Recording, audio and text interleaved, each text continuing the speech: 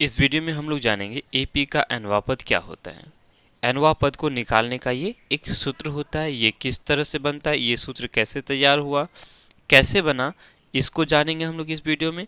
साथ में ये एनवा पद क्या होता है पहले इसको समझेंगे। ठीक है, पिछले वीडियो में हम लोगों ने एपी का जो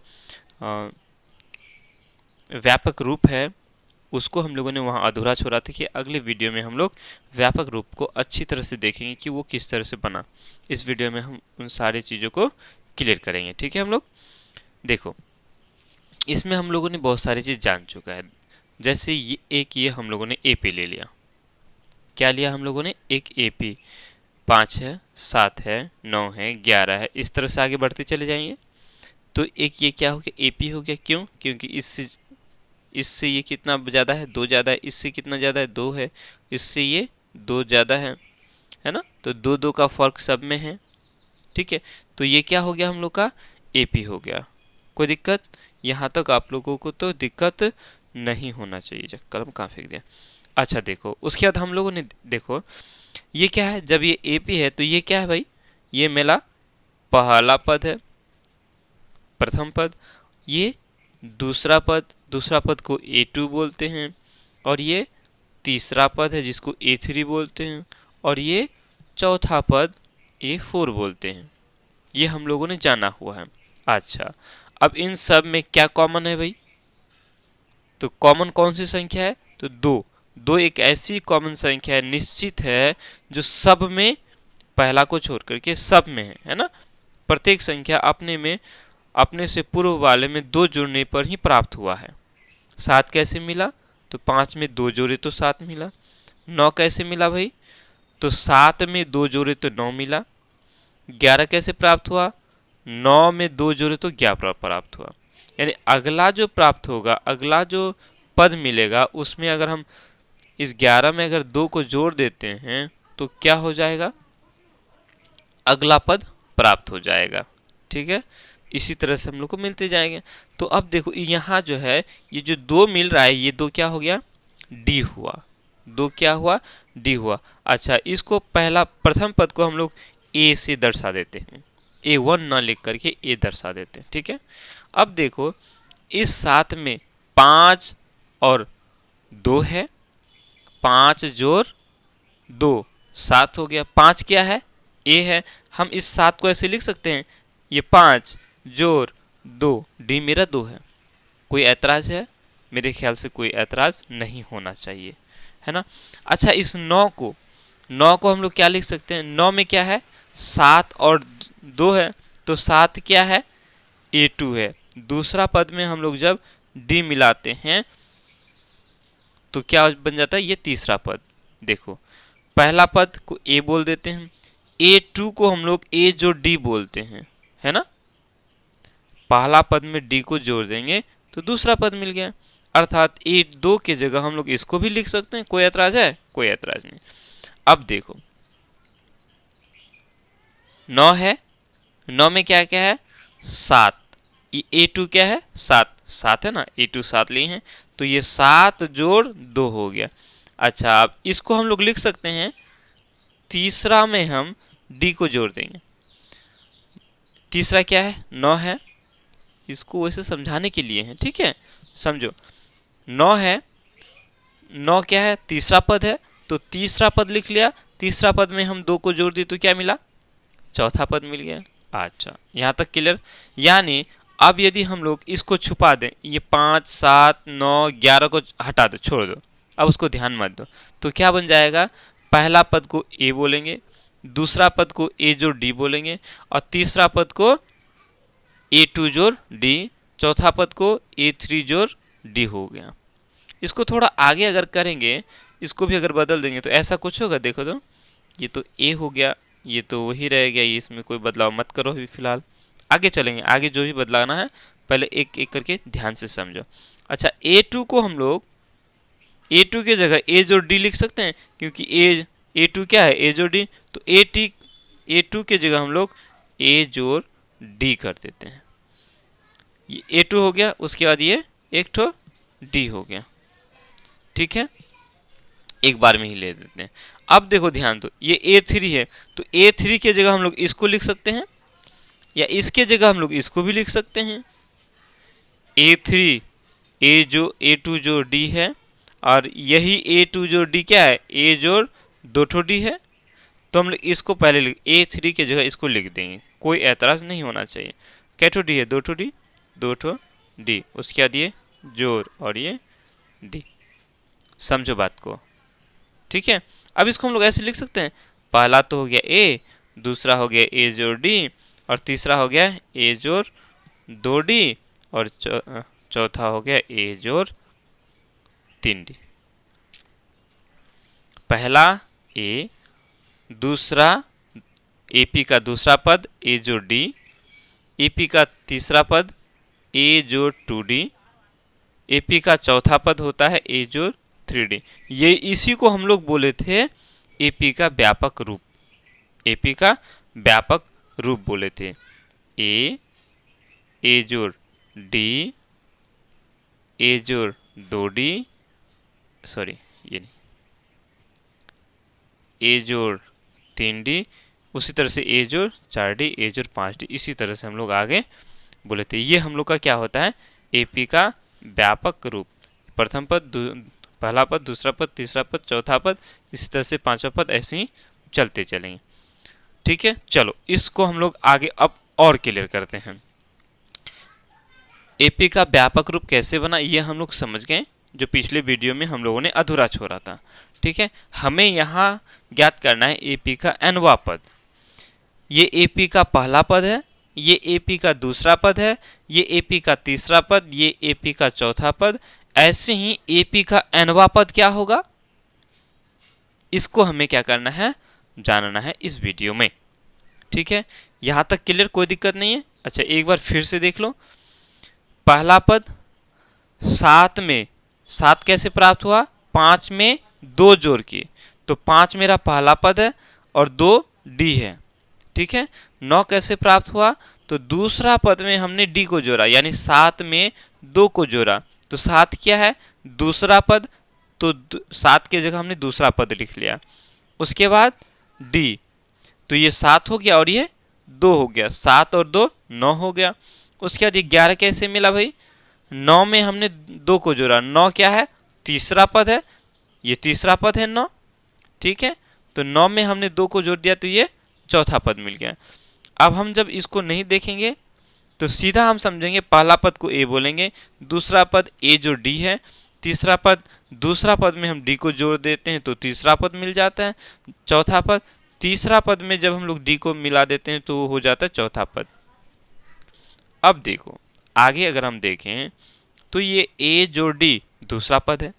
अब यहाँ A जो D है, सॉरी A2 जो D, A2 हम लोग का A जो D है, तो हम A2 के जगह A जो D लिख सकते हैं। A2 की जगह हम लोगों ने A जो D लिख दिया। उसके बाद ये जोड़ है, ये जोड़, ये D है, इस D को लिख दिया।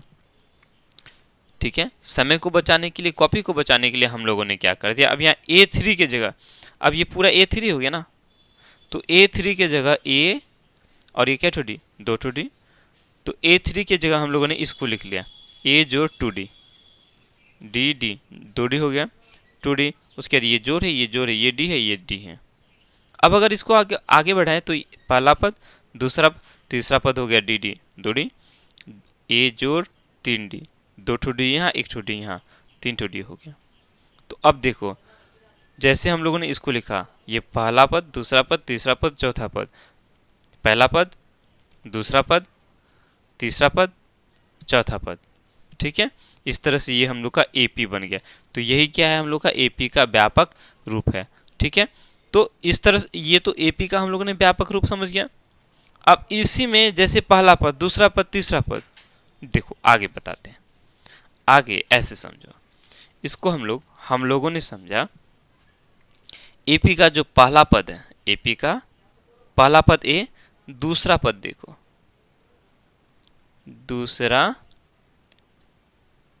दूसरा पद क्या मिला हम लोग को, दूसरा पद A2 क्या मिला, A जोड़ D मिला, A जोड़ D मिला ना। अब देखो A जोड़ D को हम लोग ऐसे लिख सकते हैं, A जोड़ 2 घटा 1 डी। अगर ऐसा लिखे तो कोई ऐतराज है आप लोग को? देखो क्या ठो डी है? एक ठो डी है। अच्छा, इसको हम लोगों ने 2 घटा 1 लिख दिया, तो 2 में से 1 चला गया, कितना बचा?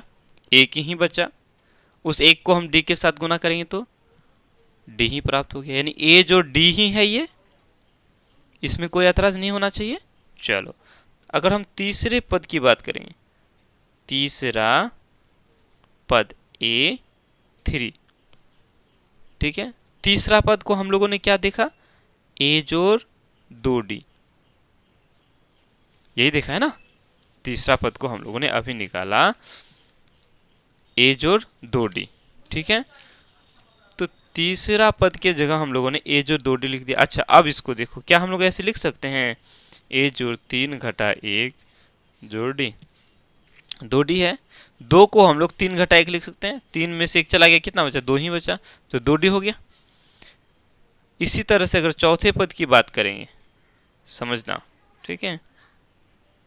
चौथा पद A4, चौथा पद को हम लोगों ने क्या लिखा? ए जोड़ 3D लिखा, ए जोड़ 3D लिखा। अब इसको हम लोग ऐसे लिख सकते हैं, ए जोड़ 4 घटा 1 डी। 3 को हम लोग 4 घटा 1 भी लिख सकते हैं, मेरे ख्याल से समझ में आया होगा, है ना। अब देखो, अब हम इसी तरह से करेंगे, इसी तरह से आगे और अगर बढ़ते चले जाएं तो जैसे दूसरा पद, तीसरा पद, चौथा पद, भाई एक ऐसा पद होगा जिसको हम लोग बोलेंगे एनवा पद। जैसे दूसरा पद को A2, तीसरा पद को A3, चौथा पद को A4, तो एनवा पद को AN, एनवा पद को AN बोलेंगे। कोई दिक्कत? मेरे ख्याल से कोई दिक्कत नहीं होना चाहिए। चलो इसको हम लोग ऐसे लिख सकते हैं, ध्यान दो। जैसे A2 को हम लोगों ने ए जोड़ 2 घटा 1 लिखा, डी लिखा। ये 2 कहाँ है? ये वाला है 2 ना, यहाँ 2 है, तो 2 घटा 1 लिख दिया। उसके बाद यहाँ 3 है, 3 घटा 1, 4 है, 4 घटा 1। इस पैटर्न को समझ में आया? तो हम इसको अगर ऐसा लिख दे तो कोई दिक्कत? ए तो ए रहेगा ही, जोड़ यहाँ n है तो n घटा 1, उसके बाद क्या लिखते हैं? डी लिखते हैं। बोलो ऐसा बोलने से कोई ऐतराज है? मेरे ख्याल से कोई ऐतराज नहीं होना चाहिए। तो इसी तरह से हम लोग का एनवा पद प्राप्त होता है। अब जब भी हमें यहां क्या क्या है पहले देखो। जैसे ये चौथा पद कोई एक एपी है, जैसे हम लोग के पास ये एपी है, ठीक है। तो ये एपी हम लोग का दिया हुआ है। यहां हम लोग देख पाते हैं पहला पद 5 है, ठीक है। पहला पद क्या है? 5 है। उसके बाद इसमें डी भी हमें पता है। डी कितना है इसका? तो 2 है, दोनों का अंतर 2 है ना, तो डी क्या हो गया? 2 हो गया, ठीक है। इसमें कोई दिक्कत? मेरे ख्याल से कोई दिक्कत नहीं होना चाहिए। ए मालूम है, डी मालूम है, ठीक है। अब यदि हमें पूछे, भाई तुमको बता देता हूं कि ए 5 है, डी 2 है, डी कितना है? 2 है, तो इस एपी का 10वां पद क्या होगा? मुझे बताओ तो। कौन सा पद? 10वां पद। जैसे ये पहला, ये दूसरा, तीसरा, चौथा, इस तरह इस पूरे को नहीं लिखना है, ऐसे ही मुंह में बताना है कि 10वां पद क्या होगा।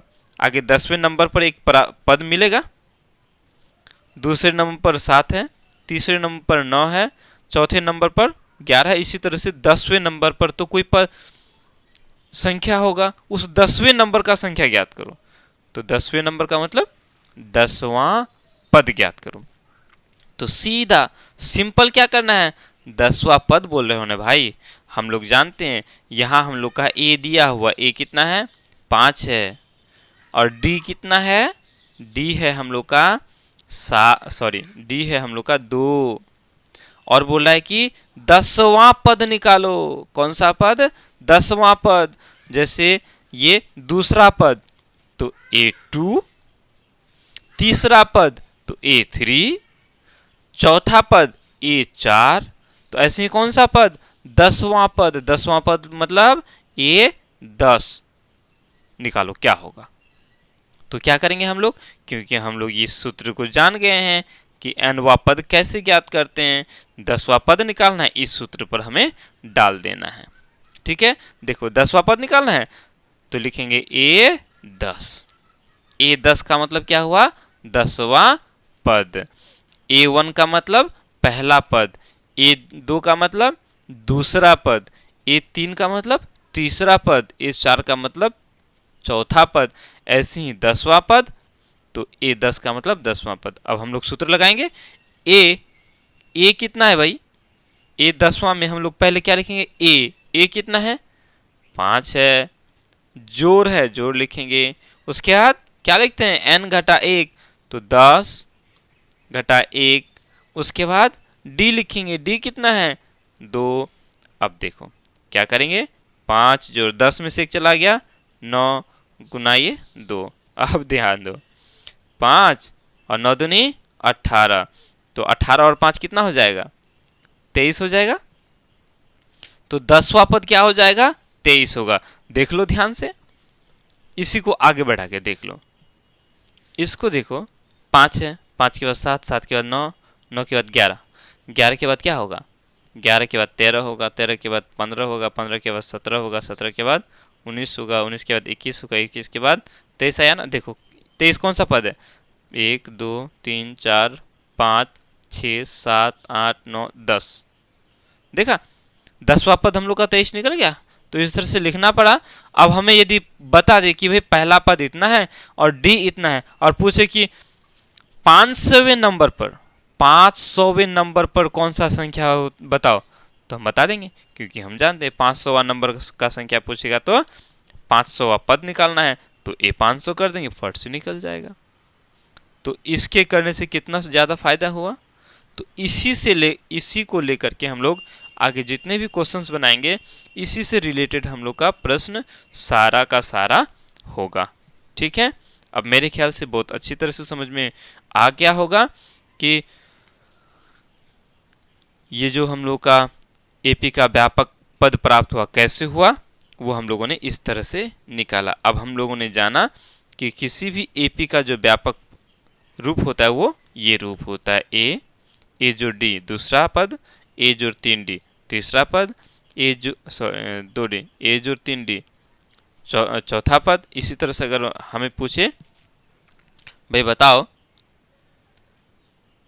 15वां पद क्या होगा, तो 15वां पद में हम क्या करेंगे, ए 15 हो जाएगा, सॉरी ए 15, तो 15वां पद क्या हो जाएगा, ए जोड़ 14d, जैसे कि दूसरा पद में ए जोड़ डी, तीसरा पद में 2d, चौथा पद में 3d, तो ऐसे 15वां पद में 14d। क्लियर, कोई दिक्कत। अब हम ये भी समझ गए होंगे, अगर शॉर्ट में पूछ दे कि भाई किसी एपी का पहला पद आपको बता देते हैं, पहला पद है 10, पहला पद क्या है 10, और डी है उसका मान के चलते हैं 5, डी कितना है 5, तो बताओ ए 20 क्या होगा, ए 20 क्या होगा, यानी 20वां पद क्या होगा, तो क्या करोगे, फट से निकाल दोगे। कैसे लिखोगे, ए 20 होता है ए जोड़ 19d, सीधा शॉर्ट में ए जोड़ 19d, 20 घटा 1 लिखने की जरूरत नहीं है, 20 घटा 1 लिखेंगे तो भी क्या होगा 19 ही होगा। अब हम इसको शॉर्ट में क्या कर देंगे, चलो ए कितना है 10, 19 और डी कितना है 5, फट से बोल दोगे 10 जोड़ 19 5 95। अब क्या हो गया 95 और 10 105, फट से बोलेंगे कि 20वां जो पद होगा वो क्या होगा 105 होगा। लिखने की जरूरत पड़ा, बनाने की जरूरत पड़ा, नहीं पड़ा, हम सीधा बता दिए कि इस एपी का जो 20वां पद होगा वो 105 होगा। या नहीं तो इसको ऐसे करके देखते हो ना, अब इतना बड़ा करने की जरूरत नहीं है। अगर डी मालूम है और 10 पहला पद मालूम है तो हम लोग एपी पूरे एपी को लिख सकते हैं। जैसे पहला पद 10 हो गया, डी 5 है तो 10 में 5 जोड़ेंगे 15, 15 में 5 जोड़ेंगे 20, 20 में 5 जोड़ेंगे 25, 25 में 5 जोड़ेंगे 30, 35, 40, 45, 45 के बाद 50, 55, 60, 65, 70, इसी तरह से आगे चलेंगे 75, 80, 85, 90, 95, 100, 105, 105 पद है ना। कौन सा पद बोल रहा था? ये 20वां पद है। गिनती करके देख लो, 1 2 3 4 5 6 7 8 9 10 11 12 13 14 15 16 17 18 19 20, 20वें नंबर पर आया। अब समझ में आएगी बात।